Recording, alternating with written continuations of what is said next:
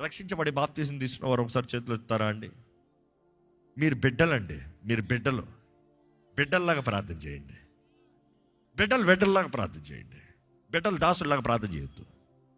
ఇంకా రక్షించబడని వాడు, బాప్తీసం తీసుకొని వాడు, దేవునితో సమాధానం పడని వాడు ఇంకా నేను వచ్చి ప్రార్థన చేసుకుని వెళ్తానంటే కాదు. You're still not a child, you're not a son, you're not his daughter, you're not his baby. If you want, here's an opportunity. ఇదిగో ఈ అవకాశం ఉంది. ఈరోజు ఆయన సిలువ దగ్గరకు రా, నీ పాపాలు ఒప్పుకో, క్రీస్తు సమాధానం పొందుకో, ఆయన రక్తం నిన్ను కడగాలని అడుగో. ఈరోజు ఆయన బిడ్డగా మారు. ఈరోజు బయటికి వెళ్ళేటప్పుడు ఆయన బిడ్డగా బయలు. యేసు నీ సొంత రక్షకుడిగా అంగీకరించి నీ జీవితం ఆయన చేతులకు అప్పచెప్పి, ఈరోజు దేవా నేను నీ కొరకే బ్రతుకుతాను ప్రభు నిర్ణయించుకో. Today can be the opportunity.